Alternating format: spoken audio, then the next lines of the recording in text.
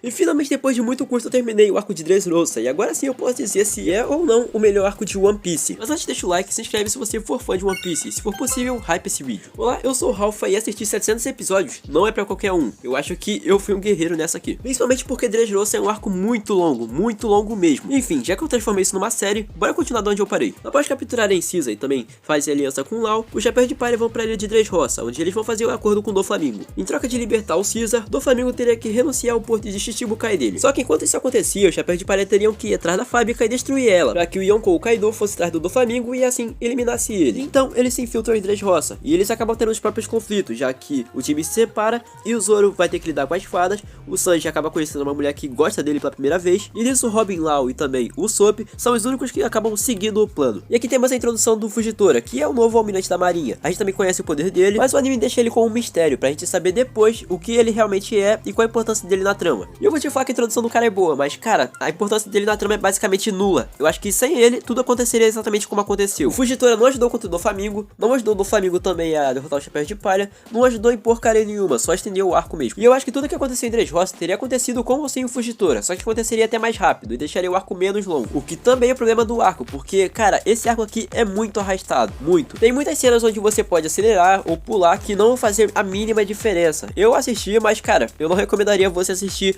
o anime, sim o mangá. E esse é com certeza o maior problema do arco, a enrolação. Cara, o tanto de enrolação que tem pode fazer muito bem uma pessoa desistir de ver o anime. Eu vi vários comentários no meu vídeo passado que muita gente desistiu nesse arco porque era muito enrolado, muito arrastado, muito demorado de se ver. E olha, eu não julgo porque isso realmente é verdade. Mas enfim, a última trama que tem é do Luffy e do Frank, onde eles vão pro Coliseu, porque lá tem a Mera Mera no Mi, a fruta do Ace, que o Doflamingo vai dar pra quem ganhar o Coliseu. O Luffy então participa do Coliseu e essa aqui é a pior parte do arco. Meu amigo, que parte chata. É chato, enrolado, desnecessário, desnecessariamente grande. Não pensava de ser tão longo assim e foi muito chato de se assistir, cara. Foi horrível, foi de longe a pior parte do arco. Todas as partes do Coliseu são chatas. Na real, acho que a única coisa boa do Coliseu foi a história da Rebeca e do pai dela, onde tem aquele negócio lá do soldado que na verdade era o pai dela esse tempo todo e ele protegeu a Rebeca esse tempo todo porque ele não conseguiu proteger a mãe dela, então é meio que a missão dele e isso eu achei legal, essa trama eu achei legal. Mas tirando isso, todo o resto do Coliseu é muito chato, muito ruim. É puramente muita enrolação só pro Luffy ter um desafio, pra aparecer, né, que tem um desafio, já que não tem desafio, ele tá amassando todo mundo. E tudo isso só pra que depois eles formassem a tropa do Luffy, o que já era bem previsível, até porque o caminho que tava seguindo era de que com certeza eles iam fazer uma aliança ou algo assim. Eu não recebi spoiler algum nessa parte, mas eu já sabia que eles iam virar amigos no final. Eu já gosto muito nada a ver, tipo, o cara que tem raiva do Garp, mas ele desconta no Luffy, e o cara que se acha bonitão, famosão, sei lá, muito esquisito. E o Bartolomeu que é só o fanboy do Luffy. E também tem outros, só que eles são mais esquecíveis. Também tem o Bellamy, só que, cara, o Bellamy é fraco, ele é chato, e eu caguei pra ele. Não tem carisma, não tem história, eu achei muito chato. Então perceba que tudo que tava no Coliseu, pelo menos no anime, foi bem chato, foi bem ruim de se ver. E tudo isso só serviu pra mostrar a Rebeca, pra apresentar a personagem e também pra apresentar o Sabo, reapresentar ele, já que ele tá vivo agora. E ok, eu até consigo aceitar que ele sobreviveu. Eu só acho que deixaram ele meio largado durante o arco, porque ele só serviu pra duas coisas nesse arco. A primeira foi comer a Mera Mera no Mi, a fruta do Ace, e a segunda foi atrasar o Fujitora. Pelo menos foi isso que eu entendi. Eu acho que teria sido muito mais legal se ele tivesse lutado contra o Doflamingo, ou então contra alguém do Doflamingo. Ou se ele simplesmente ganhasse de alguém importante, coisa que eu acho bem difícil, até porque nesse arco não tem quase nenhum vilão importante e ao mesmo tempo legal. Mas eu sinceramente achei o Sabo meio jogado, ele poderia muito bem ter sido usado em outro arco. E agora falando da parte boa, bora falar dos Chapéus de Palha. Primeiramente eu já gostei de terem deixado alguns outros Chapéus de Palha de lado, como o Sanji, a Nami, o Brook e também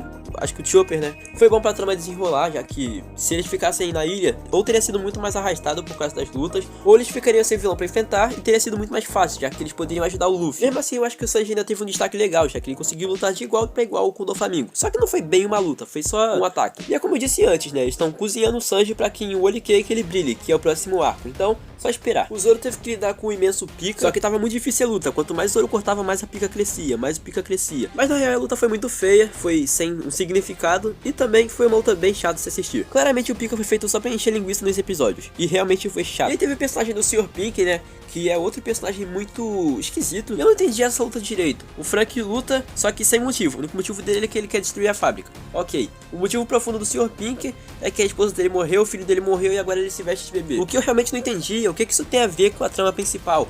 O que a esposa dele e o filho dele ter morrido tem a ver com a luta dele com o Frank? O que o Frank tem a ver com isso? Qual o significado da luta? Eu não entendi. Eu achei muito jogado. Mas quem realmente recebeu um destaque legal nesse arco aqui foi o Soap, ou Solende, ou God Soap, como você preferir chamar. Primeiramente, mais uma vez, o Soap sendo covarde como sempre, mostrando que ele não evoluiu nada, coisa que não é comum, coisa que não deveria acontecer. Porque tipo assim, mesmo no pré-time skip, o Soap mesmo com medo, algumas vezes, ele ainda assim conseguia lutar, por exemplo contra o Kizaru.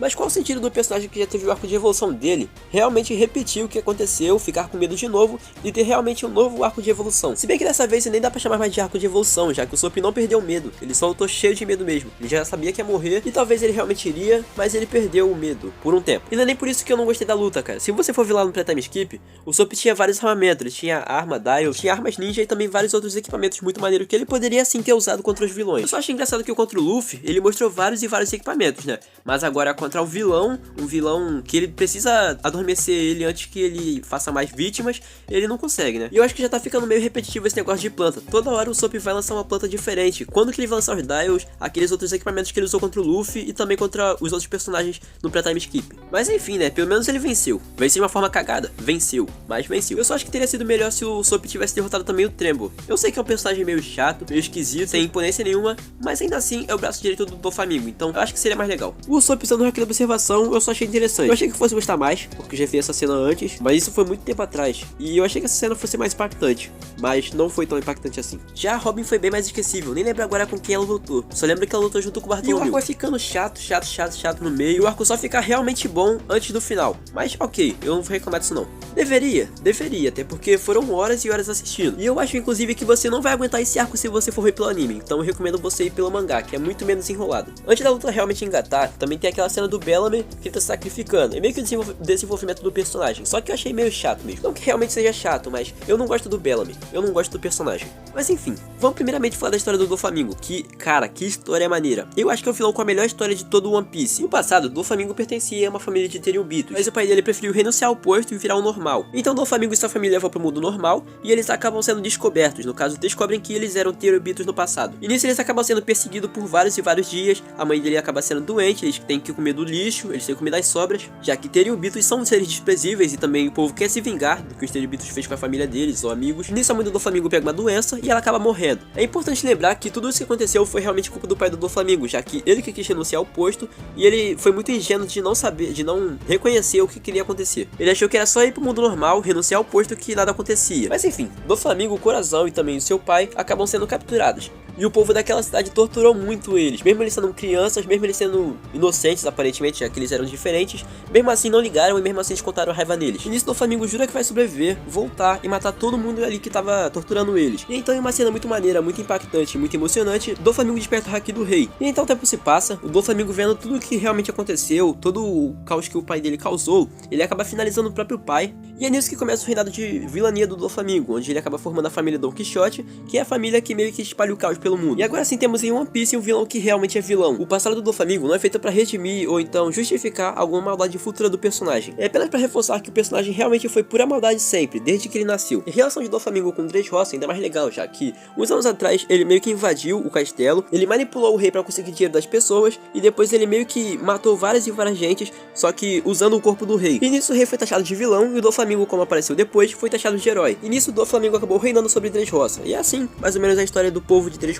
e também do Doflamingo. Algo que eu não citei é que o Doff considera seus aliados como sua família, já que ele perdeu a dele. E um tempo depois ele conhece Law, que é uma criança que tinha pegado uma doença muito rara e que não tinha cura. Porém, como essa criança viu toda sua família morrer, viu todo o seu povo morrer, ele acabou tendo um trauma enorme, perdeu sua vontade de viver e teve vontade apenas de matar, igual o Doflamingo. Ele se junta à tripulação para que em algum momento eles acabam meio que descobrindo a doença, a cura pra doença, mas sem resultados, Law continua sem esperanças. Mas enfim, essa parte aqui é meio longa, então vou meio que resumir de uma forma bem resumida. O Coração sente empatia pelo Law e ele acaba meio que adotando a criança. Não adotando literalmente, mas como se ele fosse o irmão dele, o filho, alguma coisa assim. Já que o anime pelo menos deu a entender que o Coração era praticamente a figura paterna do Law. E nisso eles fogem e roubam uma Akuma no Mi que era pro Doflamingo ter pego, mas eles roubam pra que o Law pudesse ser curado. Que é a Ope no Mi, a fruta da operação. A fruta que poderia curar o Law ou então tornar o Doff imortal. Coisa que ele queria, mas ele não conseguiu, já que o Rocinante acabou roubando a fruta e entregando pro Law. E é assim que o Law conseguiu a fruta dele, e é assim que basicamente a história do Law termina. termina. Ou deveria, já que o Doflamingo descobre, mata o Rocinante e o Law acaba conseguindo fugir, porém sem o irmão. E como eu acabei resumindo muito resumido, eu acabei esquecendo de falar, mas o Rocinante, ou Corazon,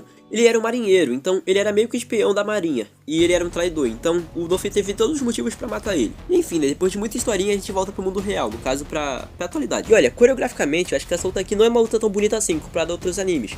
Mas é uma luta muito emocionante e também uma luta cheia de momentos épicos. Mas a parte que eu hypei mesmo foi na parte do Gear 4, onde o Luffy acaba despertando uma nova técnica que ele tirou lá do Rego, né, como eu previ, né. Inclusive em breve vai sair a teoria, né, de que o Luffy gosta de apanhar, já que ele apanha o tempo todo só pra depois mostrar a técnica nova. Mas enfim, não vou julgar o Luffy, né, cada um com seus gostos. Mas uma coisa é certa, essa aqui é a melhor transformação do Luffy, cara. O Gear 4 é muito maneiro, muito estiloso. Tanto esse rosto monstruoso e também esses músculos meio que exalam a imponência do personagem. Inclusive eu achei muito legal e muito criativo o jeito que ele luta agora, já que ele meio que pode... eu não sei explicar direito. Ele meio que desvia o braço dele. E nisso já achei o time skip do Luffy 1000 vezes melhor que o time skip do Naruto. Assim, eu não gosto de comparar anime, ficar falando que tal anime é melhor que tal. Mas se for pra comparar a evolução, eu acho que o Luffy evoluiu muito mais. E no final não tem muito o que falar. O Luffy derrota o Doflamingo e é isso. Acabou. Claro, tem algumas informações que são legais de falar. Por exemplo, a frota do Luffy, que o Luffy não queria uma frota, e mesmo assim fizeram a frota do Luffy. As novas recompensas do Chapéu de Palha, que, olha, eu acho que a melhor recompensa aqui foi a do Sop, melhor crescimento. E tirando o Sop, o Zoro e também o Sanji, eu acho que ninguém teve uma evolução realmente tão legal assim. Porque tipo, o Luffy derrotou o Doflamingo, tá, mas ele só ganhou 100 milhões, por que não mais? Por que não mais? Eu não sei quanto a vocês, mas pelo que eu vi aqui, o Doflamingo é no mínimo 1 milhão de beris, pelo menos é o que eu acho. Também tem o lance do Fugitora, que ele é meio que o almirante rebelde da marinha, já que ele é o único que desafia geral. E o Sabo eu só achei ele ok,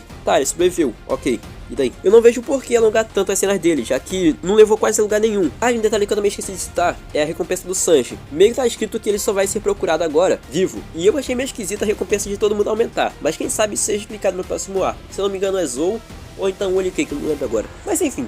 O que realmente é Dressrosa? É um arco bom? É um arco ruim? É o melhor arco de One Piece ou pior? Cara, o anime de Dressrosa é um arco cheio de momentos ruins, momentos enrolados, momentos longos, momentos sem sentido ou pelo menos chatos de se assistir. Porém, ao mesmo tempo, é um arco cheio de cenas épicas, cheio de momentos muito maneiros de se ver. A história por trás realmente é emocionante, realmente é boa. Eu acho que você vai se apegar se você for um chorão, porque realmente é muito triste a história do Law. Cara, realmente é muito triste. E eu pelo menos senti que o arco conseguiu me recompensar com momentos bons, essa enrolação toda. E eu recomendo você pular algumas enrolações. Por exemplo, o Coliseu. Cara, assiste só a história da Rebeca e do pai dela, mas depois disso pula. Não assiste nada do Coliseu. Claro, se você quiser ver como que o Sabo conseguiu a Akuma no Mi dele, a Mera Mera no Mi, você pode ver também, mas eu não recomendaria. E também é muita enrolação pro Luffy chegar no Doflamingo, mas enfim, você pode ler o mangá se você preferir.